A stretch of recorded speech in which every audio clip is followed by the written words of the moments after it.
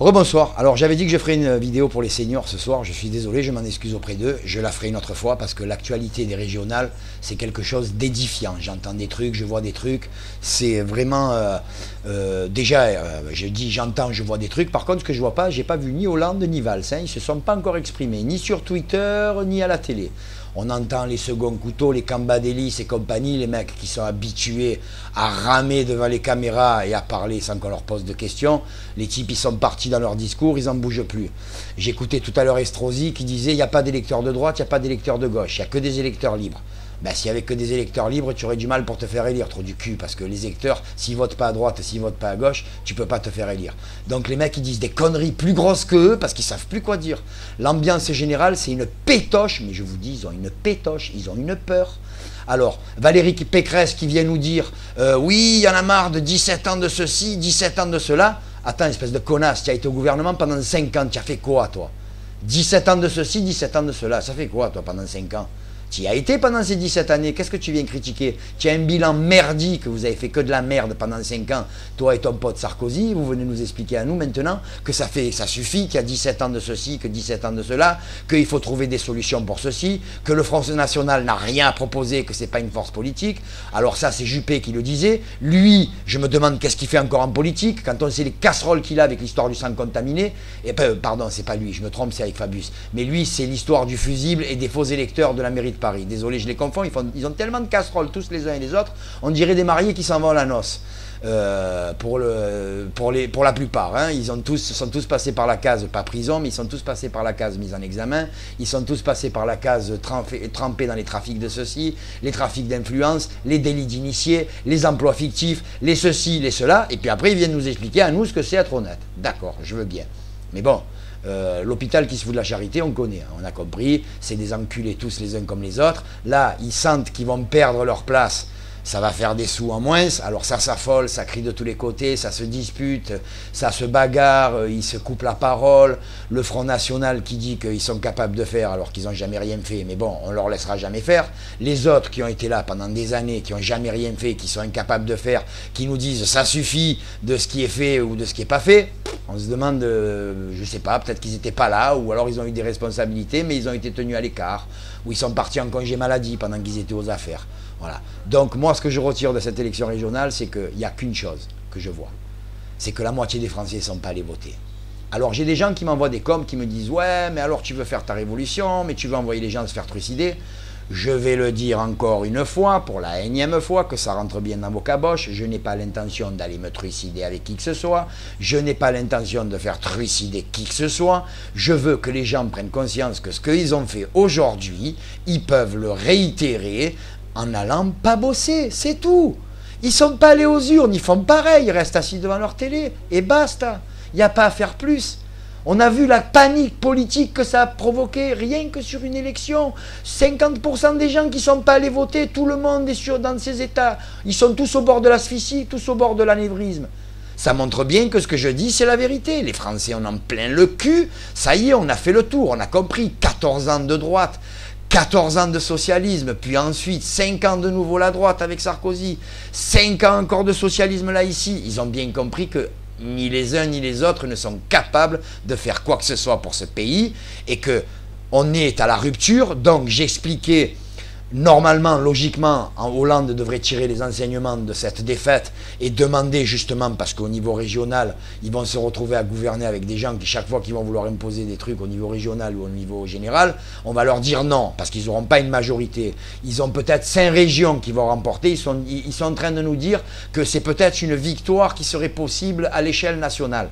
Estrosi, tout à l'heure, il nous disait qu'avec 11 points de retard sur le candidat Front National, il disait, mais attendez, on n'a pas fait tous les comptes. Kiki, il est 22h20, les comptes y sont faits, tu as 11 points de retard et tu n'as pas réussi à mobiliser l'électorat cette fois-ci, tu ne vas pas le mobiliser la dernière fois. Les mecs, ils ont compris, ils ont vu le choc que ça a provoqué, ils vont continuer sur la lancée. Et puis, je vais te dire, ceux qui avaient l'habitude de voter, qui ont pu passer un dimanche en famille, ils se sont rendus compte que, eh ben, finalement, ne pas s'intéresser à la politique et ne pas rentrer dans leur jeu, ça permettait quoi? D'avoir une journée paisible et de rester à la maison avec ses enfants. Voilà. Alors, je veux bien que On est dans une situation où on se retrouve avec le Front National. Moi, je vous le dis, j'ai pas du tout des idées ni de droite, ni d'extrême droite, ni de gauche, ni d'extrême gauche. Moi, mes idées à moi, c'est que je veux que les gens y soient heureux. Je veux qu'ils bouffent à leur faim. Je veux qu'on arrête de voir des mecs mourir dans les rues. Je veux qu'on arrête de voir arriver des émigrants de toute la planète entière. Je veux qu'on arrête de donner de l'argent à ceux qui ne le méritent pas. Je veux qu'on arrête de voler les caisses de l'État. Je veux qu'on arrête de voler l'État. Je veux qu'on arrête de voler les gens. Tout ça, c'est les aspirations profondes de tout le peuple français. Et aujourd'hui, le peuple français, il a exprimé ses aspirations profondes. Il n'est pas allé voter et il leur a dit d'aller se faire mettre. À tous. Et je peux vous dire que pour entendre les discours des uns et les autres, les appareils politiques, les QG de campagne, ça fume, mais ça fume, hein, je vous le dis. Hein, on est au sommet de l'Etna avant l'éruption. Voilà ce qui se passe. Alors, on aura bien compris, hein, la classe politique a été désavouée par l'ensemble des Français parce que ce n'est pas les peu de Français qui sont allés voter, parce que comme je l'expliquais tout à l'heure dans la vidéo précédente, la moitié du peuple français n'est pas allé voter. Nous sommes 66 millions, ça veut dire qu'il y a 33 millions de personnes qui ne se sont pas déplacées pour voter. Je fais un amalgame de 33 millions, là-dedans il y a les jeunes, il y a les gens qui ne peuvent pas se déplacer, il y a les gens qui n'ont pas envie de voter, ceci, cela, qui naturellement le font d'habitude comme ils l'ont fait aujourd'hui, mais il est quand même notable que sur une élection régionale qui est quand même importante, je crois que c'est la deuxième élection, peut-être la troisième après l'Assemblée nationale et la présidentielle, et là on a vu que ce n'est pas un vote sanction pour les uns ou pour les autres, c'est un vote de renoncement de la France qui dit c'est bon, cassez-vous, on ne veut plus de vous, on ne peut plus vous faire confiance. Vous nous avez entubés pendant des années, vous vous rendez bien compte qu'on ne peut plus vous faire confiance. Donc maintenant il faut arrêter, il faut se casser, il faut rendre les clés du pouvoir, et puis il faut rendre la France aux Français. Voilà, c'est tout. Ils n'auront pas d'autre alternative. Alors quand je dis que la révolution passive, elle est possible, croyez-moi, je ne suis pas un mythomane, je ne l'ai pas inventé comme ça, et les faits d'aujourd'hui me donnent raison. Voilà. C'est ce que je tenais à dire pour commenter ces élections régionales qui sont en train de devenir une grosse farce et une grosse foire d'empoigne pour savoir qui va se copiner avec qui pour pouvoir garder son pognon. On en est là.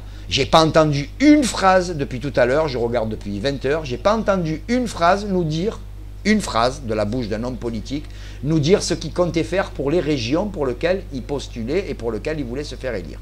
J'ai entendu que des gens qui disaient on fera barrage, on fera pas barrage, vous allez vous allier, ils répondent pas. Vous allez reporter, vous allez vous retirer, il y en a même qui vont décider de rester envers et contre tout, c'est-à-dire qu'ils vont défoncer l'élection. On va essayer d'aller chercher les abstentionnistes en leur racontant quoi? Qu'est-ce qu'ils vont pouvoir dire aux gens de plus qu'ils leur ont pas déjà dit pour les convaincre de lever leur cul et d'aller voter pour ces fils de chiens et ces enculés? Qu'est-ce qu'ils vont bien pouvoir inventer? Ça, je vous le dis. Donc, comme je disais tout à l'heure, le gros, il devra dissoudre l'Assemblée nationale, mais seulement il sort le joker de sa poche, qui fait qu'en temps d'état d'urgence, l'Assemblée nationale ne peut être dissoute par le président de la République. Il a des prérogatives qui lui donnent le droit de continuer sa politique en temps d'état d'urgence. Voilà, c'est ça. Regardez-le, je l'ai mis en tête sur la précédente vidéo. Voilà, c'est ça. Hollande, il vient de nous faire ça avec l'état d'urgence. Alors, quand je vous dis qu'il n'y a pas de coïncidence, à 1 mois et demi d'une élection, on apprend déjà qu'il y a des attentats qui vont être produits sur le territoire. À 3 semaines de l'élection, il y a un carnage qui se passe, on sort l'état d'urgence, on ramasse un bouillon aux élections et on dit hop, normalement on aurait dû défendre l'état d'urgence, on aurait dû dissoudre l'Assemblée nationale, mais on ne le fait pas parce que l'état d'urgence nous permet de ne pas le faire. Voilà. Donc vous avez compris à quoi sert tout ça. Après, si moi on vient me dire que ce n'est pas fomenté, que ce n'est pas organisé, je veux bien manger un rat tout cru. Hein. Ils sont tellement imbus et sûrs d'eux-mêmes qu'ils ne se rendent même pas compte de ce qu'ils font. Ils essayent de nous faire passer des vessies pour des lanternes et ils ne se rendent même pas compte qu'on a déjà vu à l'avance. Ils se seraient déguisés en clowns, c'était pareil. On les aurait vus d'entrée. On les aurait repérés à 3 km. Mais ça fait rien, ils continuent sur leur lancée. Manuel Valls qui fait des grands effets de manche pour nous dire qu'il va aller faire la guerre au christianisme, qui nous dit que ce n'est pas les terroristes de Daesh qui sont venus tuer les gens en France, que c'est les terroristes d'Afghanistan. Alors les terroristes d'Afghanistan, c'est Al-Qaïda. Al-Qaïda les méchants. Après, vous avez Al-Qaïda les gentils qui sont en Syrie et qui aident la France et les États-Unis. Enfin, c'est un bordel, c'est un méli-mélo. Tout ça au milieu des élections, tout ça au milieu de ce bordel, ça fait une grosse salade géante où il y a de tout dedans. Hein, une grosse salade tagada. Et pour l'instant, on n'a pas encore mis la vinaigrette et on ne mange pas. On attend. Là, les gens ont les yeux rivés sur nous. Là, les élections régionales, on regarde ce qui se passe. Et quand les gens vont comprendre qu'il y a 50% des personnes qui n'ont pas voté en France, c'est historique. Ça n'est jamais arrivé, c'est historique. On essaye de nous faire croire que c'est conjoncturel. Les gens, ils ont eu peur. Ils ont eu peur de quoi? Qu'il y ait un mec qui se fasse sauter dans les bureaux de vote. Je veux dire, les islamistes, qu'est-ce qu'ils en ont à foutre de qui on élit ou de qui on n'élit pas? Eux, ce qu'ils veulent, c'est massacrer des gens, mais dans des périodes électorales, pas plus que dans des périodes hors électorales. Ils nous ont prouvé que ce qu'ils pouvaient faire, ils le faisaient quand ils voulaient, comme ils voulaient. Donc là, s'il ne se passe rien, on ne va pas venir mettre sur le dos des terroristes le fait que les gens ne sont pas allés voter, ou que c'est pour des menaces, ou que c'est pour des histoires de sécurité. Voilà. On est dans un état d'urgence, on est verrouillé, on est bouclé. Ben, tant qu'à faire verrouillé, bouclé, on reste à la maison, on ne va plus bosser. On sort pour aller piller les supermarchés, on sort pour aller clôturer nos banques, et on reste à la maison. Voilà, c'est l'hiver, on reste au chaud. On regarde la télé, on se met sur internet, on discute, on téléphone à ses amis, et pendant ce temps-là, les autres, ils vont cracher les dents. Voilà. Alors, moi, comme je dis, et je le répète, la révolution passive, elle est possible. Hein. Il suffira de faire ce qu'ils ont fait là et de le réitérer dans 1 mois, 2 mois ou 3 mois, peu importe. Moi, j'aime bien le printemps. Voilà.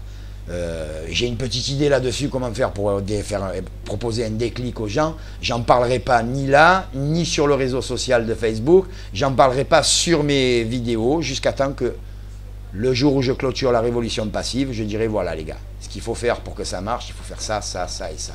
Vous m'écoutez, c'est bien, on le fait, ça peut marcher. Vous m'écoutez pas, c'est pareil, je continuerai à dire et à ouvrir ma gueule sur tout ce qui ne va pas et sur tout ce qui ne me convient pas. Ceux qui me suivront et qui seront d'accord avec moi, ben, s'il faut, on achètera tous ensemble une île et on ira vivre là-bas et on instaurera une révolution passive chez nous, dans notre pays qu'on aura acheté, qu'on aura créé et qu'on aura monté.